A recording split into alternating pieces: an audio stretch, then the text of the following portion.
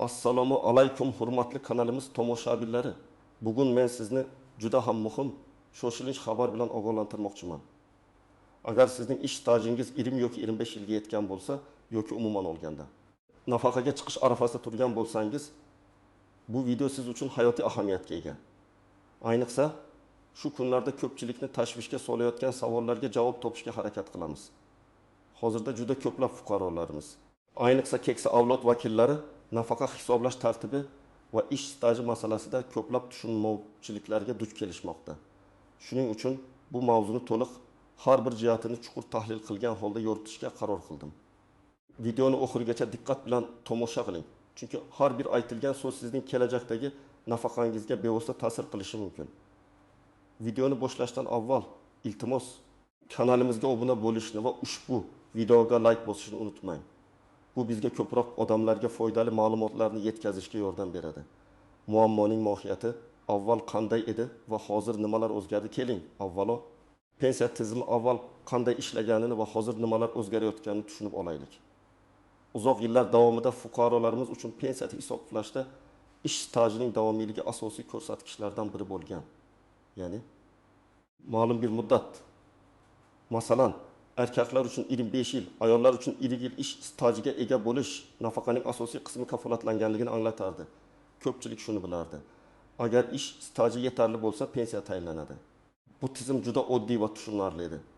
Agar kishi mehnat daftarchasida belgilangan stajga ega bo'lsa, u nafaqa olish huquqiga ega bo'lardi va uning miqdori asosan so'nggi ish haqi yoki ma'lum bir davrdagi ish haqi miqdoriga bog'liq bo'lardi. Ish haqi miqdoridan qat'iy nazar, faqatgina stajning o'zi pensiyaga chiqish uchun asosiy shart hisoblanardi. Ammo keyingi yillarda pensiya islohotlari doirasida juda jiddiy o'zgarishlar amalga oshirildi. Hozirgi kunda pensiyani hisoblashda nafaqat ish stajining davomiyligi, balki fuqaroning umri davomida pensiya jamg'armasiga amalga oshirgan sug'urta badallarining hajmi ham katta ahamiyatga ega bo'lmoqda. Oddiy qilib aytganda, avvalgi tizimda sizning mehnat daftarchangizdagi yozuvlar asosiy hujjat bo'lsa, hozirgi kunda sizning shaxsiy pensiya hisob varag'ingizga qancha pul tushgani, ya'ni sizdan ish beruvchi qancha ijtimoiy soliq va boshqa badallar to'lagani ham juda muhim ahamiyat kasb etadi. Bu o'zgarishlar pensiya tizimini yanada adolatli qilishga qaratilgan bo'lib, bunda har bir fuqaroning pensiyadagi ulushi uning mehnat faoliyatiga qo'shgan hissasi, ya'ni to'lagan soliq va badallariga bevosita bog'liq bo'ladi. Lekin bu yangiliklar ko'pchilik uchun tushunarsiz bo'lib, ba'zi holatlarda noroziliklarga ham sabab bo'lmoqda.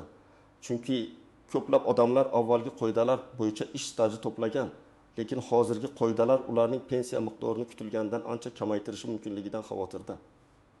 Aynan shuning uchun bu videoni diqqat bilan tinglash va har bir fuqaro o'zining pensiya kelajagini mustahkamlash uchun nimalar qilish kerakligini bilib olishi juda muhim. Asosiy qism bu batafsil tahlil. Nimalarni bilish kerak? Kimlar tashvishlanishi kerak va kimlar yo'q? Keling, endi eng asosiy savollarga javob beraylik. Nimalarni bilish kerak? Kimlar tashvishlanishi kerak va kimlar yo'q? Birinchidan, ish staji tushunchasiga aniqlik kiritib olaylik. Bugungi kunda ish staji deganda nafaqat mehnat daftarchasida yozilgan umumiy ish davri, balki aynan shu davr ichida pensiya jamg'armasiga to'langan sug'urta badallari ham nazarda tutiladi. Agar siz mehnat daftarchangizda 20 yoki 25 yillik stajga ega bo'lsangiz, bu ajoyib. Lekin bu sizning pensiyangiz yuqori bo'lishini avtomatik ravishda kafolatlamaydi. Eng muhimi, shu yillar davomida siz uchun qancha pul to'langanligi. Kimlar tashvishlanishi kerak? Asosan, quyidagi toifadagi fuqarolarimiz o'zlarining pensiya masalasini chuqur tekshirishlari shart ekan. Ish haqi qisman yoki to'liq konvertda berilganlar. Afsuski, ko'plab korxona va tashkilotlarda ish haqi qog'ozda kam ko'rsatilib, qolgan qismi konvertda berilgan holatlar mavjud edi. Bu holda sizning mehnat daftarchangizda staj yillar davomida uzluksiz ko'rsatilgan bo'lsa ham, pensiya jamg'armasiga juda kam miqdorda badallar to'langan bo'lishi mumkin. Bu esa bevosita pensiya miqdoriga salbiy ta'sir ko'rsatadi. Ikki qishloq xo'jaligida ishlaganlar yoki kichik korxonalarda ishlaganlar. Bu toifadagi fuqarolarimizning ish haqi rasman past ko'rsatilgan yoki umuman rasmiylashtirilmagan holatlari ko'p uchraydi. Natijada ular yetarli stajga ega bo'lsalar ham pensiyaga chiqishda kutilmagan qiyinchiliklarga duch kelishlari mumkin. Uzoq muddat ishsiz bo'lganlar yoki o'z-o'zini band qilgan holda ishlaganlar lekin pensiya jamg'armasiga muntazam badal to'lamaganlar. Agar siz rasmiy ish joyida ishlamagan bo'lsangiz va o'zingiz uchun majburiy sug'urta badallarini to'lamagan bo'lsangiz, bu davr pensiya stajiga kiritilmaydi yoki uning qiymati juda past bo'ladi. Mehnat daftarchasida uzilishlar bo'lganlar, agar sizning ish stajingizda uzilishlar mavjud bo'lsa, har bir uzilish davri uchun pensiya jamg'armasiga to'lanmagan badallar sizning umumiy pensiya miqdoriga ta'sir qiladi. Kimlar tashvishlanmasligi kerak yoki kamroq tashvishlanishi mumkin? Biri, doimiy ravishda rasmiy ish joyida yuqori oylik maosh bilan ishlaganlar. Agar sizning ish haqingiz har doim rasmiy ravishda ko'rsatilgan va undan barcha majburiy sug'urta badallari to'lab kelingan bo'lsa, sizning pensiyangiz kutilgandek yuqori bo'lishi mumkin. Bu holatda sizning stajingiz to'liq hisobga olinadi va to'langan badallar ham pensiya miqdorini oshirishga xizmat qiladi. İki, davlat tashkilotlarida uzoq muddat ishlaganlar. Davlat tashkilotlarida odatda ish haqi rasmiy tarzda to'lanadi va barcha badallar muntazam ravishda pensiya jamg'armasiga o'tkaziladi. Shuning uchun bu toifadagi fuqarolarimizning pensiya staji va miqdori bilan bog'liq muammolar kamroq bo'ladi. Keling, bir nechta real misollar bilan vaziyatni yanada tushunarli qilaylik. Birinchi misol, Ahmad akaning holati. Ahmad aka 1960 yildan 2005 yilgacha, ya'ni 25 yil davomida katta bir zavodda payvandchi bo'lib ishlagan. Uning mehnat daftarchasida uzluksiz 25 yillik staj qayd etilgan. Zavod o'sha davrda rasmiy ish haqi to'lagan. Agar Ahmad aka eski qoidalar bo'yicha nafaqaga chiqqanida, uning so'nggi ish haqi va stajiga qarab yaxshi pensiya olgan bo'lardi. Biroq yangi qoidalar joriy etilgandan so'ng pensiya jamg'armasi Ahmad akaning shaxsiy hisob varag'ini tekshiradi. Agar zavod o'sha 25 yil davomida Ahmad aka uchun barcha badallarni to'liq va muntazam to'lab kelgan bo'lsa, u kutilgan pensiyani oladi. Agar qandaydir sabablarga ko'ra, masalan, zavodda moliyaviy muammolar bo'lib, badallar to'liq o'tkazilmagan bo'lsa, Ahmad akaning staji bor bo'lsa ham pensiya miqdori past bo'lishi mumkin. Ahmad aka o'z huquqlarini himoya qilish uchun qo'shimcha hujjatlar yig'ishi va pensiya jamg'armasiga murojaat qilish kerak bo'ladi. İkinci misol, Gulnora opaning holati. Gulnora opa 1935 yildan 2015 yilgacha, ya'ni 20 yil davomida xususiy do'konda sotuvchi bo'lib ishlagan. Uning mehnat daftarchasida 20 yillik staj bor. Ammo Gulnora opaga ish haqi asosan konvertda berilgan. Rasmiy ish haqi esa minimal darajada ko'rsatilgan. Eski tizimda Gulnora opa 20 yillik stajiga tayanib pensiya olishi mumkin edi. Ammo yangi tizimda Gulnora opaning shaxsiy hisob varag'ini tekshirganda u uchun juda kam miqdorda badallar to'langani aniqlanadi. Natijada Gulnora opaning pensiya miqdori minimal darajada bo'lib chiqadi. Bu holatda Gulnora opa o'z huquqlarini isbotlash uchun juda ko'p qiyinchiliklarga duch kelishi mumkin. Chunki konvertdagi maosh tasdiqlovchi hujjatlar deyarli bo'lmaydi. Bu esa pensiya jamg'armasiga to'langan badallarning ahamiyatini yaqqol ko'rsatib beradi. Uchinchi misol, Temur aka fermada ishlagan. Temur aka umri davomida 1970 yildan 2003 yilgacha 25 yil davomida fermer xo'jaligida dalada ishlagan. Uning mehnat daftarchasi bor, lekin fermer xo'jaligi ko'pincha maoshni naqd pulda bergan va barcha badallarni to'liq o'tkazmagan. Ba'zi yillarda esa umuman to'lanmagan bo'lishi mumkin. Temur aka nafaqaga chiqmoqchi bo'lganida pensiya jamg'armasi uning hisob varag'ida kam badal topadi. Natijada u staji yetarli bo'lsa ham kutilgan pensiyani ola olmaydi. Bu holatda Temur aka o'z ish beruvchisidan, agar fermer xo'jaligi hali faoliyat yuritayotgan bo'lsa, tegishli hujjatlarni talab qilishi va to'lanmagan badallarni to'lashni so'rash kerak bo'ladi. Aks holda uning pensiya miqdori ancha past bo'ladi. Ushbu misollar shuni ko'rsatadiki, bugungi kunda faqatgina ish staji emas, balki pensiya jamg'armasiga to'langan badallar miqdori ham juda muhimdir. Shuning uchun har bir fuqaro o'zining pensiya hisob varag'idagi ma'lumotlarni doimiy ravishda tekshirib turishi shart. Asosiy qism 2 qoidalardagi istisnolar. Nozik jihatlar va yashirin tuzoqlar pensiya qonunchiligida har doim istisnolar va o'ziga xos holatlar mavjud bo'lgan. Bularni bilish ba'zi fuqarolarga pensiya miqdorini oshirishga yoki umuman pensiya tayinlashga yordam berishi mumkin. Maxsus toifalar, harbiy xizmatchilar va huquqni muhofaza qilish organlari xodimlari. Ularning pensiya ta'minoti alohida qonun hujjatlari bilan tartibga solinadi. Ular uchun ish stajini hisoblashda imtiyozli stajlar, masalan, 1 yil, 2 yoki 3 yil deb hisoblanishi qo'llaniladi. Shuningdek, ularning pensiyalari odatda ish haqi yoki oylik pul ta'minoti miqdoridan kelib chiqib hisoblanadi. Bu toifadagi fuqarolarimiz o'zlarining xizmat qilgan organlarning kadrlar bo'limidan yoki pensiya jamg'armasining maxsus bo'limlaridan to'liq ma'lumot olishlari lozim. 2. Ko'p bolali ayollar uchun. Agar ular 5 yoki undan ortiq farzandni 8 yoshga to'lguncha tarbiyalagan bo'lsalar, pensiyaga chiqish yoshi va ba'zi holatlarda staj talablari bo'yicha imtiyozlar mavjud. Masalan, ularning ayrim kasblardagi staji umumiy stajga qo'shimcha tarzda hisoblanishi mumkin. Bu imtiyozlardan foydalanish uchun tug'ilganlik haqidagi guvohnomalar va boshqa tasdiqlovchi hujjatlar talab qilinadi. 3. Imtiyozli kasb egalari. Qonunchilikda ba'zi kasblar uchun, masalan, og'ir mehnat sharoitlarida ishlaganlar, yer osti ishlarida, kimyoviy xavfli sharoitlarda ishlaganlar uchun ham imtiyozlar belgilangan. Bunday kasblarda ishlagan davrlar ma'lum bir koeffitsiyentlar bilan hisoblanib, pensiya stajiga qo'shilishi mumkin. Bunday imtiyozlar ro'yxati qonun hujjatlarida aniq ko'rsatilgan va ulardan foydalanish uchun ish joyidan tegishli ma'lumotnomalar talab etiladi. Yashirin tuzoqlar va nozik jihatlar. 1. Kulrang maosh va uning oqibatlari. Bu eng katta tuzoqlardan biri. Yuqorida aytib o'tganimizdek, agar sizning maoshingizning bir qismi rasman ko'rsatilmay, konvertda berilgan bo'lsa, u qismdan pensiya jamg'armasiga badallar to'lanmagan bo'ladi. Natijada yillar o'tib, sizning pensiyangiz kutilganidan ancha past chiqishi mumkin. Bu muammoning oldini olish deyarli imkonsiz, agar sizda bu kulrang maoshni tasdiqlovchi rasmiy hujjatlar bo'lmasa. Shuning uchun har doim rasmiy ish haqi to'lanishiga va undan barcha badallar to'lanishiga e'tibor bering. 2. Hujjatlarning yo'qolishi yoki noto'g'ri rasmiylashtirilishi. Eski korxonalarning tugatilishi. Arxivlarning yong'inlar natijasida yo'q bo'lib ketishi yoki oddiygina hujjatlardagi xatolar.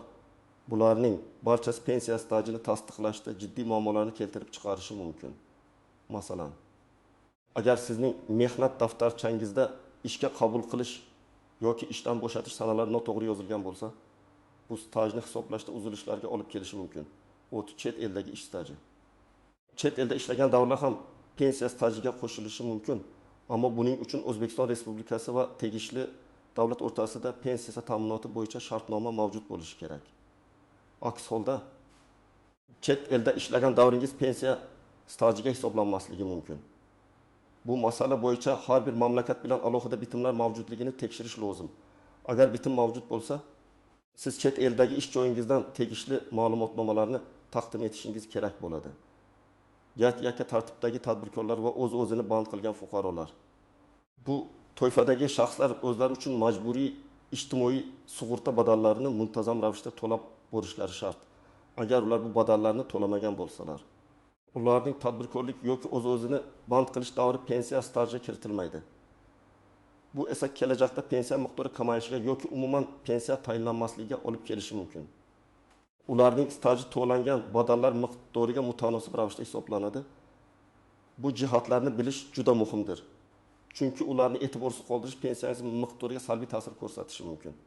Shuning uchun o'z pensiya ishingizni ehtiyotkorlik bilan o'rganish va barcha nuanslarni inobatga olish zarur. Amaliy maslahatlar, fuqaro nimalar qilishi kerak? Endi eng muhim qismga o'tamiz. Siz hozirda nimalar qilishingiz kerak? Sizning kelajakdagi pensiyangizni ta'minlash uchun amalga oshirishingiz lozim bo'lgan aniq qadamlar va ko'rsatmalar. Birinchi qadam, o'z shaxsiy pensiya hisobvarag'ingizni tekshiring. Bu sizning eng birinchi va eng muhim vazifangiz. Sizning shaxsiy pensiya hisobvarag'ingizda butun mehnat faoliyatingiz davomida siz uchun to'langan barcha sug'urta badallari qayd etiladi. Bu ma'lumotni olish uchun quyidagi usullardan foydalanishingiz mumkin. My.gov.uz portali orqali hukumatning yagona interaktiv davlat xizmatlari portaliga kirib, pensiya ta'minoti bo'limidan sug'urta badallari haqida ma'lumot olish xizmatini tanlang. Ro'yxatdan o'tgan bo'lsangiz, bir necha daqiqada o'zingizning shaxsiy hisobvarag'ingizdan ko'chirma olasiz. Bu eng qulay va tezkor usul. B. Davlat pensiya jamg'armasining hududiy bo'limlariga shaxsan murojaat qilish. Siz yashash joyingizdagi pensiya jamg'armasining tuman, shahar bo'limiga pasportingiz bilan murojaat qilib, o'zingizning shaxsiy hisobvarag'ingizdan ko'chirma talab qilishingiz mumkin. Mutaxassislar sizga barcha kerakli ma'lumotlarni taqdim etishadi. Olingan ma'lumotlarni diqqat bilan o'rganing. unda ko'rsatilgan ish davrlari va to'langan badallar miqdori sizning xotirangizdagi ma'lumotlarga mos kelishiga ishonch hosil qiling. Ikkinchi qadam, barcha mehnat hujjatlarini to'plang va tartibga soling.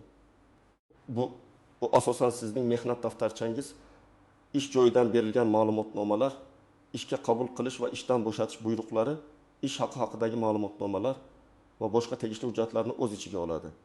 Agar qaysidir hujjat yo'qolgan bo'lsa, uni tiklash choralarini ko'ring.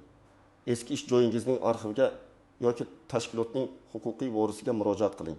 Agar korxona tugatilgan bo'lsa, davlat arxiviga murojaat qiling. Barcha hujjatlaringizning nusxalarini saqlab qo'ying. Uchinchi qadam, aniqlangan nomuvofiqliklar bo'yicha choralar ko'ring. Agar sizning shaxsiy pensiya hisob varag'ingizdagi ma'lumotlar bilan mehnat daftarchangizdagi yoki sizning eslashingizdagi ma'lumotlar o'rtasida farq bo'lsa, zudlik bilan chora ko'ring. Agar badallar to'lanmagan bo'lsa, avvalo eski ish beruvchingizga murojaat qiling.